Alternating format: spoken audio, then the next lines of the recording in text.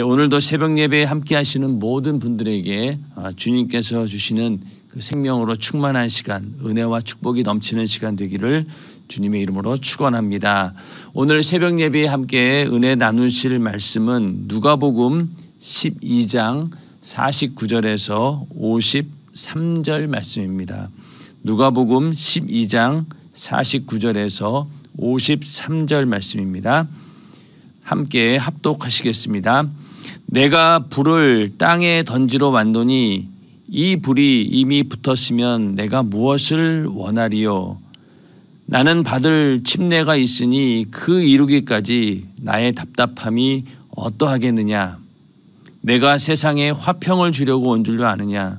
내가 너희에게 이르노니 아니라 도리어 분쟁케 하려 함이로라. 이후부터 한 집에 5사람이 있어 분쟁하되 셋이 둘과 둘이 셋과 하리니 아비가 아들과 아들이 아비와 어미가 딸과 딸이 어미와 시어미가 며느리와 며느리가 시어미와 분쟁하리라 하시니라. 아멘. 오늘은 누가복음 12장 49절부터 53절의 말씀을 중심으로 내가 불을 땅에 던지러 왔노니 라는 제목으로 함께 은혜를 나누고자 합니다. 예수님께서 이 땅에 오셔서 공생애를 시작하시고 우리는 산상수훈이라고 하죠. 산에서 이렇게 많은 이스라엘 백성들에게 말씀을 전했는데 그때 복에 관해서 말씀하셨습니다. 심령이 가난한 자는 복이 있나니 이렇게 하면서 복에 대해서 말씀을 하셨는데 이스라엘 사람들은 어떤 복을 기대하고 있었겠습니까? 배고픔에서 그 굶주림을 해결하는 그런 복을 원하는 자들도 있었을 것이고 또 로마로부터 빨리 독립해서 이스라엘의 주권을 회복하는 그것을 복으로 여기고 그분이 만약에 메시아라고 한다라고 하면은 그런 일들을 이루어 줄 것이다 라는 그런 복을 기대하면서 그 말씀을 들었을 것입니다. 그런데 예수님께서는 복에 대한 얘기를 쭉 하시면서 결국 어떤 얘기를 하시냐면은 핍박을 받는 자가 복을 받은 자이다. 하늘의 상이 크다. 이렇게 결말을 말씀하시면서 복에 대한 이야기의 그 결말이 핍박으로 끝나게 됩니다. 그 당시 많은 사람들이 그 말씀을 이해하지 못했죠. 그러나 나중에 성령이 임하시고 예수님께서 이 땅에 오신 목적을 분명히 안 이후부터 그 말씀이 바로 이런 말씀이었구나.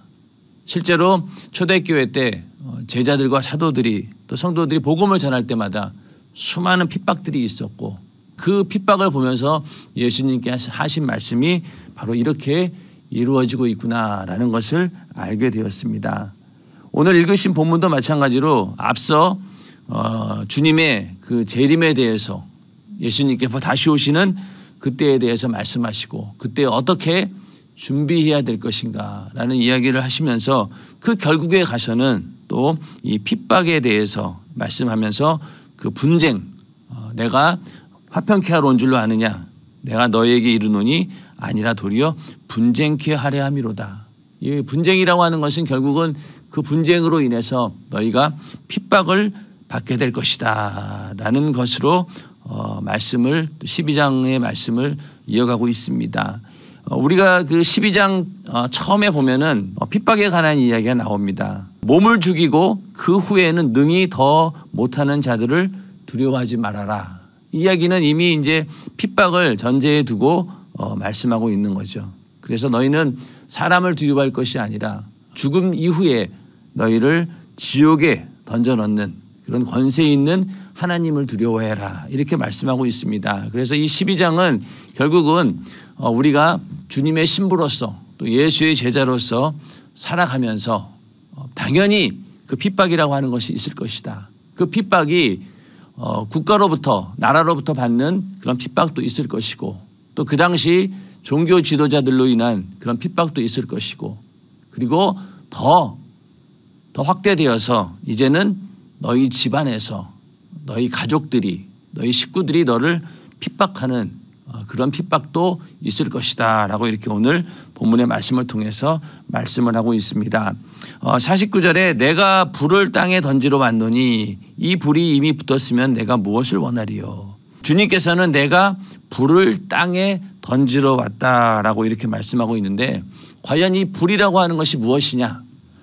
불 그러면은 제일 먼저 떠오르는 것이 심판, 지옥이라고 하는 것을 연상하게 됩니다. 그래서 불을 던지러 왔다 그러면은 하나님께서 심판하러 오셨다. 내가 너희를 심판하게 될 것이다 라는 그런 의미로 생각할 수도 있고요. 또 한편으로는 어떤 분들은 이것이 마가다라방에 불같이 임하신 성령을 의미한다 이렇게 얘기하는 분들도 있습니다. 그리고 이 불이라고 하는 것은 좀 더 포괄적으로 예수님께서 이 땅에 오셔서 전하려고 했던 그 복음을 말하고 있다 이렇게 우리가 해석할 수도 있습니다. 복음이라고 하는 것은 어떤 의미에서 굉장히 많은 내용을 포함하고 있지요. 우리에게 복음 그러면 복된 소리인데 복된 소리라고 하는 것은 믿는 자들에게는 복된 소리가 되죠. 예수 믿으면 네가 네 죄를 사함받고 그리고 구원받아서 영원한 천국을 소유하게 되고 하나님의 자녀로서의 삶을 살게 된다. 이러한 어떤 복음이라고 하는 것은 믿는 자들에게는 복된 소식이지만은 한편으로 그 복음을 받아들이지 않는 자에게는 결국은 심판의 메시지가 됩니다. 믿지 않는 자들은 어떻게 됩니까? 영원한 형벌을 받게 되는데 그것이 바로 지옥의 심판입니다. 그러므로 복음이라고 하는 그 말 속에는 굉장히 많은 의미를 포함하고 있기 때문에 내가 불을 땅에 던지러 왔다라고 하는 건 예수님께서 이 땅에 오셔서 그 복음을 전하기 위해서 이렇게 오신 분이다 이렇게 말씀하고 있는데 오늘 읽으신 본문 12장 49절부터 53절과 가장 유사한 그런 내용이 마태복음 10장 34절부터 36절인데 34절에 보면은 내가 세상에 화평을 주러 온 줄로 생각지 말라. 화평이 아니요 검을 주러 왔노라. 이렇게 말씀하고 있습니다. 그러니까 마태복음 10장에서는 검이라고 얘기하고 있죠. 근데 누가복음 오늘 읽으신 본문 12장에서는 불이라고 얘기하고 있습니다. 그러면 불하고 검하고 같은 의미라고 봤을 때 검 그러면 우리는 하나님 말씀을 떠오르게 되죠. 그래서 그 불이나 검이나 전부 다 우리에게 말씀하고 있는 바는 뭔가 분쟁이 일어난다는 거죠. 소동이 일어난다는 겁니다. 불이 나면 어떻습니까? 난리가 나죠. 소동이 벌어집니다. 그래서 내가 불을 땅에 던지러 왔노니 이렇게 말씀하신 것은 뭔가 엄청난 충돌이 있을 것이다. 예수님께서 이 땅에 오시는 순간부터 어마어마한 영적인 충돌이 벌어지게 됩니다.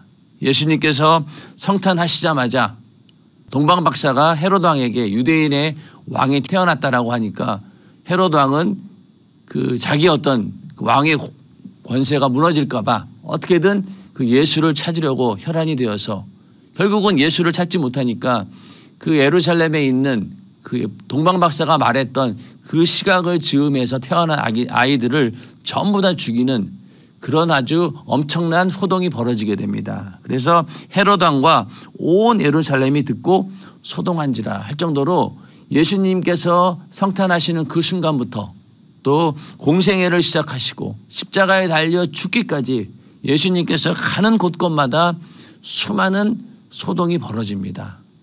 많은 사람들이 그 말씀을 듣고 충격을 받고 또 악한 귀신들이 막 떠나가고 병자를 고치고 어디를 가나 수많은 사람들이 모여드는 그런 과정 가운데서 어떤 사람들은 예수를 죽이려고 하고 정말로 그 이스라엘 전체가 큰 소동이 벌어지는 그런 역사가 있었습니다. 그래서 예수님께서 내가 불을 땅에 던지러 왔노니 이 말씀이 그렇게 해서 예수님의 공생애 동안 이루어지게 되었고 그리고 더 나가서 이제는 예수님께서 십자가에 달려 죽으시고 부활하신 그 이후에 또 제자들에게서 사도들에게서 오늘날 우리 예수 믿는 사람들에게까지 똑같이 이 말씀이 이루어지고 있습니다. 그러므로 복음이 전해지는 곳은 언제나 엄청난 소동이 벌어지게 되죠. 눈에 보이지 않는 영적인 싸움이 치열하게 벌어지면서 어떻게든 복음을 막으려고 하는 마귀 역사와 또 복음을 전하려고 하는 성령의 역사가 충돌하면서 많은 사람들의 마음에 동요가 일어나고 또 갈등이 일어나고 그런 것들이 이제는 가정에서도 일어나게 될 것이다라고 오늘 말씀하고 있습니다. 그러면서 이 불이 이미 붙었으면 내가 무엇을 원하리요. 그래서 예수님께서는 그 불이 빨리 붙기를 원하셨던 거죠. 이 불을 빨리 어떻게든 붙게 해서 복음을 전하기를 간절히 원하셨던 것입니다.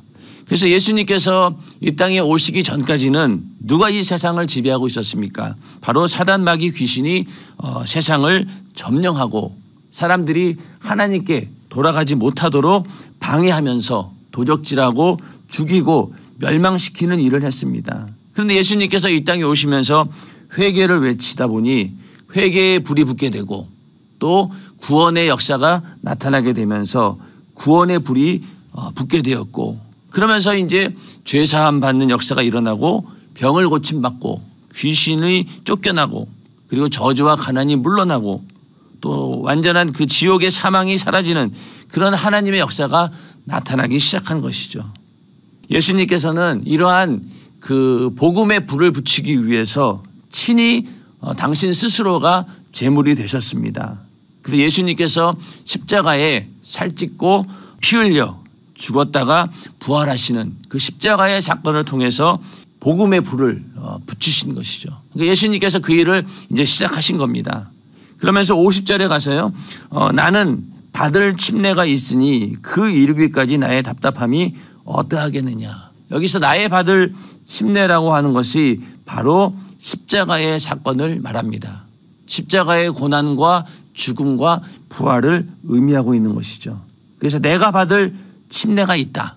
내가 받을 침례가 있다. 이렇게 하면서 예수님께서는 십자가의 사건을 침례에 비유하고 있습니다.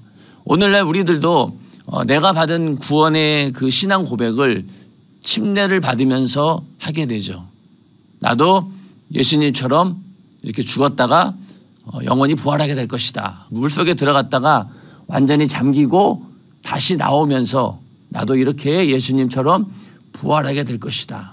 나의 죄는 죽고 이제는 새로운 생명으로 부활하게 될 것이다. 이것을 우리가 온몸으로 고백하는 그런 신앙 고백이 바로 침례인데 그렇게 우리의 구원의 고백을 하는 그런 침례도 있지만은 더 나가서 고난의 침례라고 하는 것이 있죠. 예수 믿는 자로서 이제 나도 예수님께서 이 땅에 오셔서 고난을 당하셨던 것처럼 나도 예수 믿는다고 당하는 수많은 고난과 핍박 이런 것들을 기꺼이 내가 믿음으로 그것을 받아들이고 주님과 함께 그것을 이겨내겠습니다라는 그런 고백이 담긴 것이 바로 이 고난의 침례입니다. 그러므로 예수 믿는 그리스도인들에게는 이 고난의 침례가 반드시 따라오게 되어 있죠. 마가복음 10장 38절에 보면은 예수께서 가라사대 너희 구하는 것을 너희가 알지 못하는도다. 너희가 나의 마시는 잔을 마시며 나의 받는 침례를 받을 수 있느냐. 제자들은 예수님께서 이 땅에 오셔서 그냥 좋은 일만 있는 줄 알았던 거죠.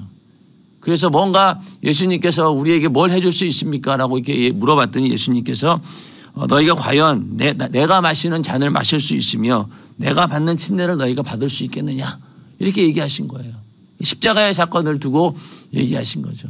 그러므로 우리 예수 믿는 그리스도인들에게는 이런 고난이 반드시 따르게 되어 있다. 그래서 나의 마시는 잔 그리고 나의 받을 침례 예수님이 가셨던 그 길을 너희도 똑같이 걸어갈 수 있겠느냐 감당할 수 있겠느냐 이렇게 물어본 것이죠. 그래서 예수님께서 이 나의 받을 침례 그것은 십자가의 사건을 말하고 그 이루기까지 나의 답답함이 어떠하겠느냐. 예수님께서 그 십자가라고 하는 그 사명을 이미 이 땅에 오시면서 또 그 전부터 알고 계셨죠. 그러니까 예수님께서는 이 땅에 오셨을 때 어떠한 운명으로 어떻게 죽게 될 것까지 다 알고 이 땅에 오셨습니다. 그러니 우리도 만약에 사람이 내가 언제 죽을지 안다라고 하면은 그 고뇌와 번민이 얼마나 대단하겠습니까?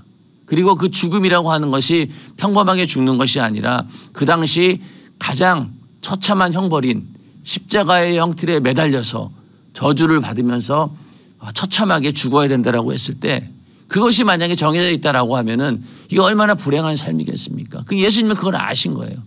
그런데 그것을 그 사명을 자기가 감당하기 위해서 이 땅에 오셨지만은 육신을 입은지라 고민하고 고뇌하고 번민할 수밖에 없었던 것입니다. 그래서 겟세마네 동산에서 기도할 때 그 고뇌하는 장면들이 이제 나오죠. 기도하시면서 제자들에게 이렇게 말합니다. 내 마음이 심히 고민하여 죽게 되었으니. 이렇게 자기 자신이 고민하고 있다. 번민하면서 고뇌하고 있다라고 하는 것을 제자들에게 보여주었고, 그리고 39절에 조금 나아가사 얼굴을 땅에 대시고 엎드려 기도하여 가라사대 내 아버지여 만일 할만하시거든 이 잔을 내게서 지나가게 하옵소서. 여기까지가 이제 예수님이 육신을 입고 인간의 육신을 입은 자로서 고뇌하고 번민하는 그런 모습이죠. 그러나 결국 그것을 이겨내시고 그러나 나의 원대로 마옵시고 아버지의 원대로 하옵소서 이렇게 기도를 바꾸게 됩니다. 결국 예수님께서는 그만큼 십자가라고 하는 그 사명을 감당하는 일에 있어서 육신을 입고 있는지라 이렇게 고뇌하고 번민하는 모습. 그래서 그 이루기까지 나의 답답함이 어떠하겠느냐 이렇게 말씀하고 있는 겁니다.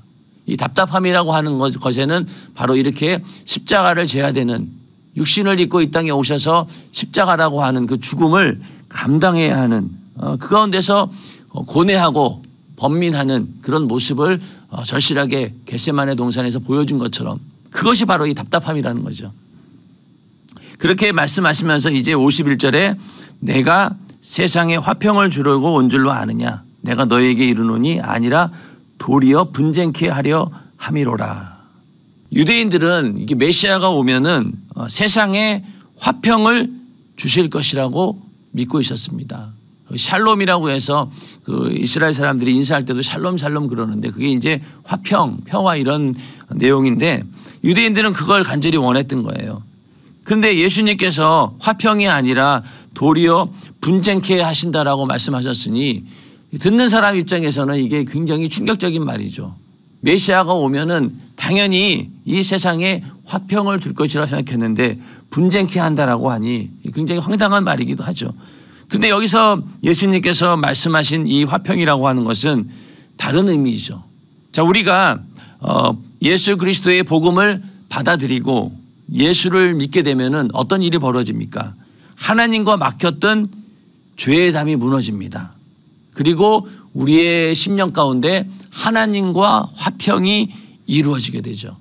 십자가의 사건을 우리가 믿음으로 인해서 이제는 죄의 담은 무너지고 하나님과 화평케 되어서 하나님을 아버지라고 부를 수 있는 새롭고 산 길이 열리게 된 것입니다. 그래서 하나님과 우리가 화평케 되어서 이제는 그 죄로 인해서 영원한 지옥의 심판이 아니라 하나님을 아버지라 부르며 영원한 천국에서 살 수 있도록 하나님께서는 우리에게 은혜를 베푸셨습니다.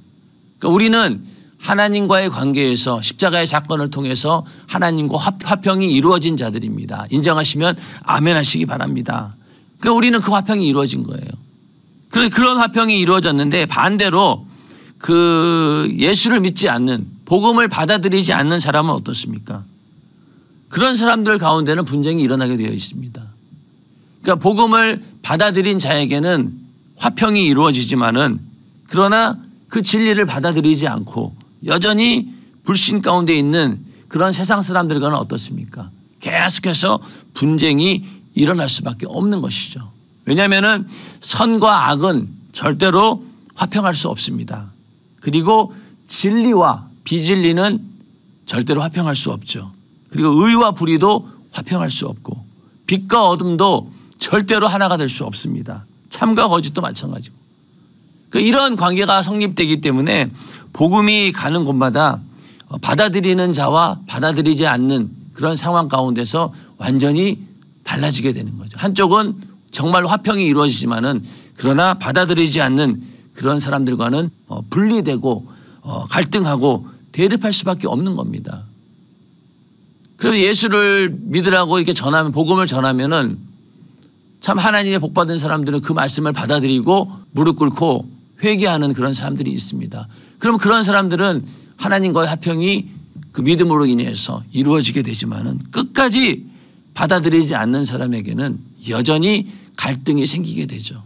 그러다 보니 예수를 믿지 않는 그 복음을 받아들이지 않는 자들이 복음을 받아들이고 하나님과 화평을 이룬 자들과 서로 대립하게 되는 그런 관계가 성립이 된다는 거죠. 그래서 내가 세상에 화평을 주러 온 것이 아니라 도리어 분쟁케 한다는 거죠. 이 분쟁은 절대로 피할 길이 없습니다. 그 복음이라고 하는 것은 세상과 타협을 할 수가 없는 거죠.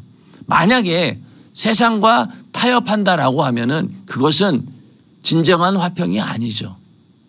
우리가 하나님 말씀대로 살아가면서 어떤 경우에는 세상의 어떤 윤리와 도덕 또 세상의 여러 가지 사상들 기존에 알고 있던 상식들 이런 것들과 충돌될 때가 얼마나 많습니까? 그렇다고 해서 우리가 하나님 말씀대로 살지 않고 세상과 적당히 타협하게 된다라고 하면은 그렇게 해서 만약에 우리가 화평을 얻었다라고 하면은 그것이 과연 진정한 화평이겠냐는 거죠. 그건 진정한 화평이 아니죠. 그건 거짓 화평입니다. 만약에 예수 외에도 다른 것에 구원이 있다라고 하는 그런 만약에 다른 종교와 우리 기독교가 서로 하나가 된다라고 하면 어떻게 되겠어요? 그거는 타협입니다. 그냥 거짓 화평이에요. 그렇게 해서 많은 사람들로 하여금 야 종교가 이제 서로 화합하는구나. 기독교도 드디어 다른 종교와 화합하는구나. 이런 소리를 듣는다고 해서 과연 그것이 옳은 일입니까? 아니죠. 그거는 세상 사람들의 눈으로 봤을 때 화평한 것처럼 보이지만은 그것은 진정한 화평이 아니고 거짓 화평입니다. 그러니까 세상과 타협할 때 그 화평은 하나님이 원하시는 화평이 아니고 오히려 그것은 마귀가 원하는 악한 영들이 원하는 바로 화평이죠. 그러니까 그런 화평 가운데는 분쟁이 없죠. 예수 믿으면서도 적당히 세상과 타협하면서 살아가는 사람들에게는요 절대로 핍박은 없어요. 분쟁은 없습니다. 왜? 세상에 다 맞춰주기 때문에. 술 먹자 그러면 술 먹고 담배 피자 그러면 담배 피고 그러고 다 세상 사람들과 똑같이 생활하다가 그냥 주일날 예배 한번 드린다고 해서 그렇게 사는 사람들은 세상과 타협하고 있는 것이죠. 절대로 하나님과의 화평을 우선으로 두지 않는 사람들입니다. 우리는 절대로 세상과 그런 세상 사람들과의 화평이 아니라 먼저는 하나님과 화평한 것 이것을 최고의 우선순위로 두어야 됩니다. 그래야지만이 우리 안에 이 진정한 화평이 이루어지고 또 내가 다른 사람들에게 복음을 전해서 그들도 하나님과 화평하게 할 수 있도록 만들 수 있는 것이지 내가 세상과 타협해서 거짓 화평으로 가득 차 있는데 어떻게 다른 사람들에게 화평을 전할 수 있겠습니까? 그래서 복음을 가진 자들 또 복음을 가지고 나가는 자들에게는 항상 예수님과 동일한 그런 분쟁이 일어나게 되고 소동이 일어나게 되고 더 나아가서 핍박이 일어나게 되어 있습니다. 사도행전 24장 5절에 보면은요 사도 바울이 복음을 전하다가 이제 고소를 당합니다. 그러면서 그 사람들이 하는 말이 우리가 보니 이 사람은 그러니까 사도 바울을 말하는 거죠. 연병이라 천하에 퍼진 유대인을 다 소욕해 하는 자요. 나사렛 이단의 괴수라. 이렇게 엄청난 모함을 하게 됩니다. 연병이라는 거죠. 전염병처럼 번져가는 그런 것이 바로 복음이었고 유대인들을 다 소욕해 하는 소동케 만드는 그런 자가 바로 이 그리스도인들이다 이렇게 말하고 있는 겁니다. 그만큼 이 복음을 가진 자들 복음을 전하는 자들은 세상에 이렇게 분쟁을 일으키고 소동을 일으킨다는 겁니다. 이게 당연하다는 거예요. 그런데 그 분쟁이 어디까지 이어지느냐 이제는 가정에서 이루어진다는 거예요. 가장 가까운 곳에서. 그래서 이 가정에서 일어나게 되는데 이후부터는 한 집에 5사람이 있어 분쟁하되 셋이 둘과 둘이 셋과 하리니 그러면서 아비가 아들과 아들이 아비와 어미가 딸과 딸이 어미와 시어미가 며느리와 며느리가 시어미와 분쟁하리라. 이러면서 가정에서 이제 이런 분쟁이 제일 먼저 일어날 것이다 라고 말씀하고 있습니다. 아마 집안에서 예수를 처음 믿으신 그런 분들은 이 상황을 너무나 잘 아실 거예요. 내가 예수 믿기 전까지는 정말로 나에게 잘해주고 나에게 정말로 사랑을 베풀어주던 그런 부모님, 또 형제들, 자매들, 이런 사람들이 내가 예수 믿는다는 그 이유 하나 때문에 나를 핍박하고 나를 미워하고 끊임없이 나를 어떻게든 배척하려고 하고, 이런 모습들을 보면서 저 사람들이 과연 나의 진정한 가족이었는가 할 정도로 그런 핍박을 받은 경우들이 얼마나 많습니까? 그게 바로 지금 예수님께서 말씀하신 이 분쟁이라는 거예요. 이것은 거룩한 분쟁입니다. 여기서 만약에 내가 하나님의 뜻을 따르지 않고 세상의 뜻을 따른다고 하면은, 가정에 이러한 분쟁이 두려워서 내가 예수 믿는 것을 그만둔다고 하면은 결국 그 가정은 절대로 구원받을 수 없습니다. 그러나 그 가운데서도 나는 끝까지 복음을 지지하고 하나님의 뜻을 따르겠다라고 했을 때 그 싸움에서 결국은 이기게 되는 것이죠.